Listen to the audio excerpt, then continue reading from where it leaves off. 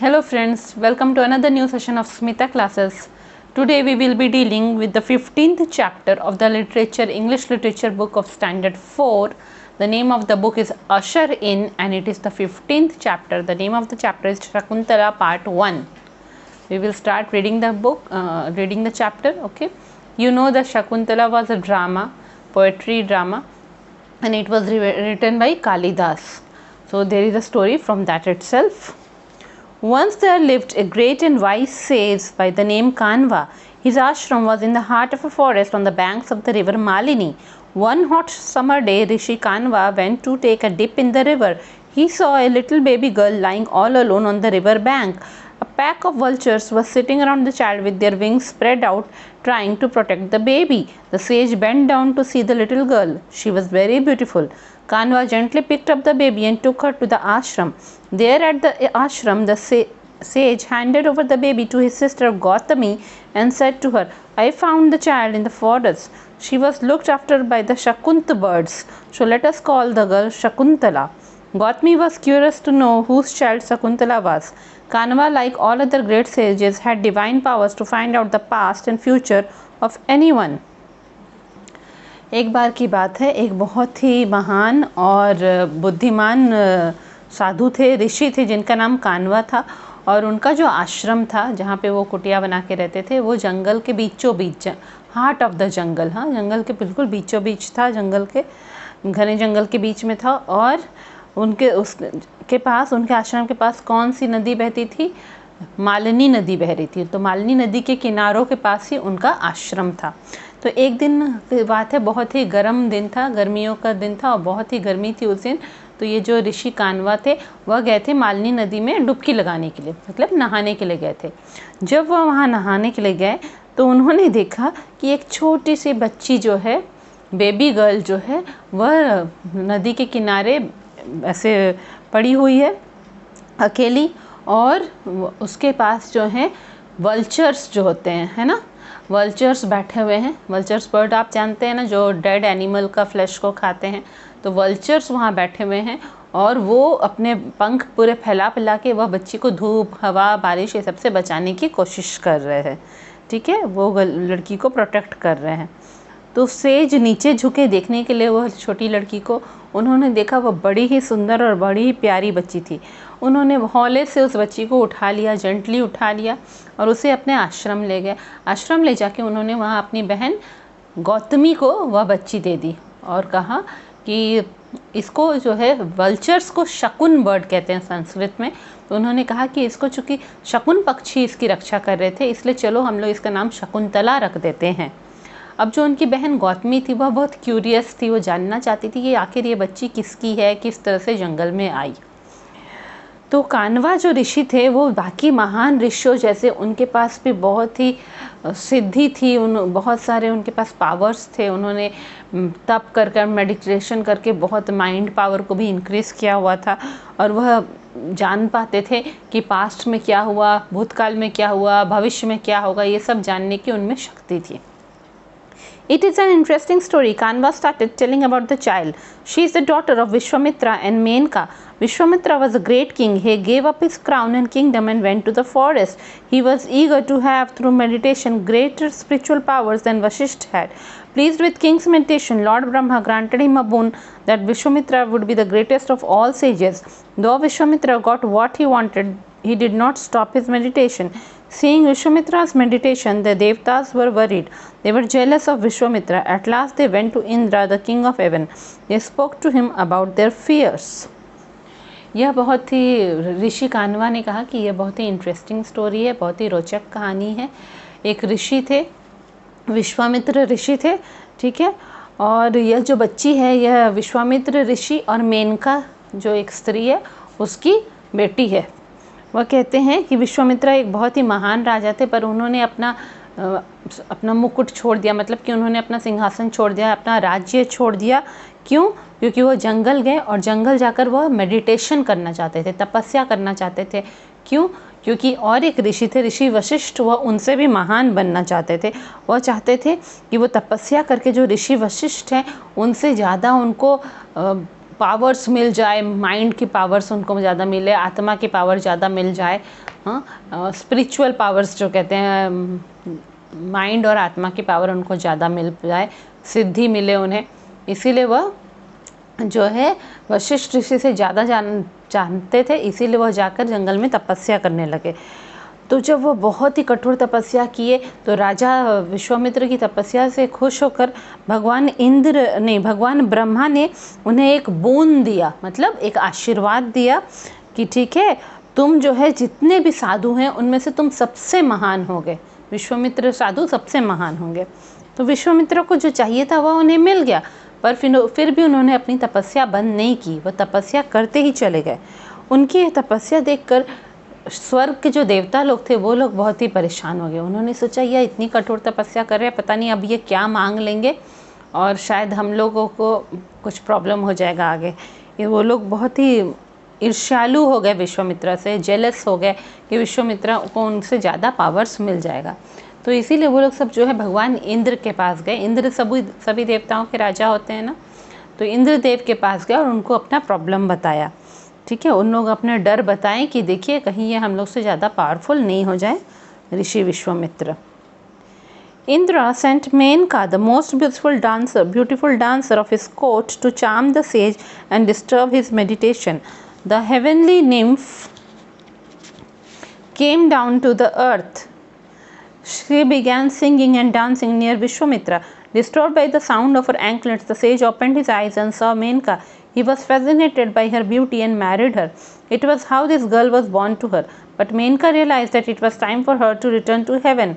Vishwamitra wanted to resume his meditation too. Menka was not in a position to take the human child to heaven. Leaving the baby by the side of river Malini, she flew back to her heavenly home. Thus Vishwamitra's daughter was adopted by Kanva. Shakuntala grew up to be a beautiful young woman. All the ashram people loved her.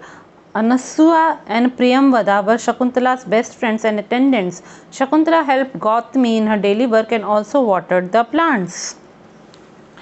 तो ये जो है ये ऋषि Canva जो है वो अपनी बहन गौतमी को ये सारी कहानी बता रहे हैं कि देवता लोग विश्वामित्र की कठिन तपस्या से डर गए और जाके इंद्र भगवान को कहा कि कुछ करिए, हमें डर लग रहा है, वो हमसे ज़्यादा पावरफुल हो जाएंगे। तब इंद्र भगवान जो है उनका जो कोर्ट था, उनका जो दरबार था, वहाँ पे बहुत सारी अच्छी अच्छी सुंदर सुंदर डांसर्स थी। तो उनमें से जो सबसे सुंदर डांसर थी मेनका, उनको उन्होंने भेज दिया कि तुम पृथ्वी पर जाओ और विश्वामित्र अपनी सुंदरता से विश्वामित्र ऋषि की तपस्या को तोड़ दो। ठीक है, तो इनका मेनका जो थी, जो कि एक निम्फ कहा जा रहा है यहाँ पे। निम्फ का मतलब है कि फीमेल स्पिरिट, है ना, बिल्कुल जो है एक कहेंगे कि बहुत ही सुंदर रूह जो थी, है ना, मतलब उसकी आत्मा जो है आत्मा के साथ, अपनी आत्मा के साथ वह नीचे चली आई। हेवनली निम्फ थी, मतलब स्वर्ग में रहने वाली एक फीमेल आत्मा थी। ठीक है, तो वह जो है आ गई नीचे पृथ्वी पर और वह विश्वामित्र ऋषि के सामने ही वो गाना गाने लगी और डांस करने लगी। उसने पैरों में अपने एंकलेट्स पहन रखे थे, पायल पहन रखे थे। जब वो डांस कर रही थी उसके पायल झमझम बज रहे थे। उसके आवाज़ से ऋषि विश्वामित्र डिस्टर्ब हो गए और उन्होंने अपनी तपस्या तोड़कर अपनी आंखें जब खोली तो आंखें जब वो खोली तो उन्होंने मेनका को देखा। मेनका बहुत ही सुंदर उनको लगी, वह पूरा आश्चर्यचकित हो गया उसकी सुंदरता देखकर। और फिर कुछ दिनों बाद उन्होंने मेनका से विवाह कर लिया। तब उनकी विवाह के कुछ मंथ्स बाद उनकी यह बेटी जन्म हुई। ऋषि कान्वा कह रहे यह बेटी जन्म हुई, पर उस समय मेनका को यह एहसास हुआ कि अब उसे वापस स्वर्ग लौटना है इंद्र के दरबार में।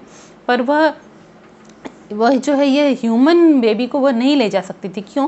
क्योंकि वह खुद एक आत्मा ही थी और वो आत्मा के ही रूप में वहाँ स्वर्ग में रह सकती है, एक ह्यूमन फॉर्म को वह नहीं ले जा सकती थी। और उसी समय ऋषि विश्वामित्र जो है उन्हें भी फिर से अपनी तपस्या पूरी करनी थी, इसीलिए वो लोग जो है उस बच्ची को मेनका ने मालिनी नदी के किनारे छोड़कर, मेनका ने उसे छोड़ दिया और खुद चली गई स्वर्ग। और फिर जो है इस तरह से विश्वामित्र की बेटी को किसने, कान्वा ऋषि ने अडॉप्ट कर लिया, अपना लिया। और शकुंतला जैसे जैसे बड़ी होती गई वो बहुत ही सुंदर एक यंग लड़की बनी, बहुत सुंदर दिखती थी। उसकी जो 2 फ्रेंड्स थी, कौन थी? अनुसुईया और प्रियंवदा, वो दोनों उसकी फ्रेंड्स थी और बेस्ट फ्रेंड थी और अटेंडेंट्स भी थी, मतलब एक तरह से उसकी मदद भी करती थी, सेविका भी थी उसकी बेस्ट फ्रेंड भी थी। आश्रम में जितने लोग रहते थे सब शकुंतला को बहुत प्यार करते थे। शकुंतला जो है गौतमी जो कि ऋषि कान्वा की बहन थी, उसकी घर के कामों में वह बहुत मदद करती थी और पौधों को पानी भी देती थी। One day Kanva decided to go on pilgrimage. He called Shakuntala and her companions and told them to take care of the ashram and receive the guests in his absence. One day the girls were busy in their work. Shakuntala was patting her pet deer in her lap. It was then she found a handsome young man gazing at her. The stranger asked the girls if they could direct him towards Kanva's ashram. He desired to pay his respects to the great sage. Shakuntala invited the guest to the ashram.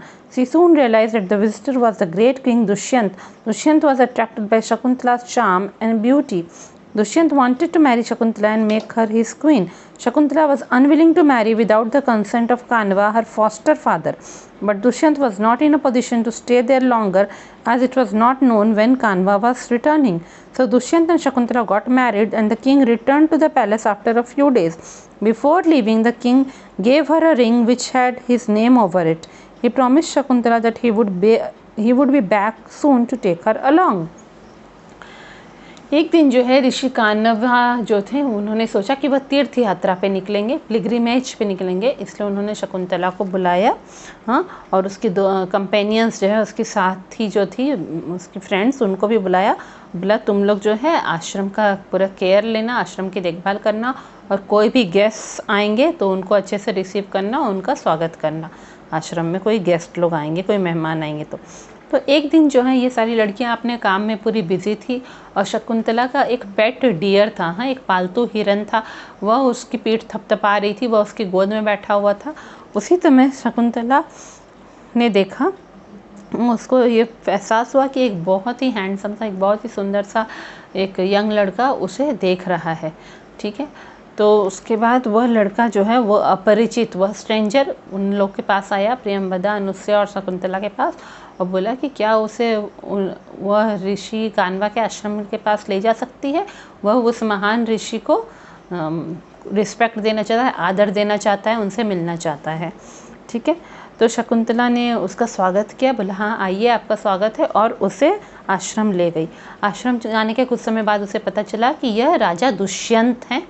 ठीक है, और दुष्यंत जो है वो शकुंतला के beauty और charm से, उसकी सुंदरता से वो बहुत ही अट्रैक्टेड थे, और फिर जो है वह शकुंतला से शादी करना चाहते थे, पर शकुंतला रेडी नहीं थी। वो कही कि मेरे जो फॉस्टर फादर हैं, माने उसके मुँह बोले पिता कान्वा ऋषि, जिन्होंने उसे गोद लिया था, वह अभी नहीं है, उनके एब्सेंस में वह कैसे शादी के लिए हाँ कहे थे। पर जो दुष्यंत थे वह ज़्यादा देर रुक नहीं सकते थे, ज़्यादा दिन वहाँ पे, तो शकुंतला से उन्होंने कहा कि तुम शादी कर लो, और शकुंतला से उन्होंने विवाह कर लिया।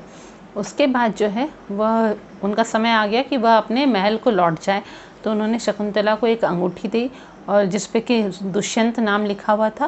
बोले इसे तुम रखो और कुछ ही दिन बाद मैं जल्दी आऊँगा और तुम्हें वापस अपने साथ पैलेस को ले जाऊँगा, महल को ले जाऊँगा। ठीक है, दुष्यंत इसलिए नहीं रुकना चाहे ज़्यादा दिन, क्योंकि उन्हें नहीं पता था ऋषि कान्वा कितने दिन में लौटेंगे, इसलिए वो बोले मैं तो इतने दिन रुक नहीं सकता हूँ।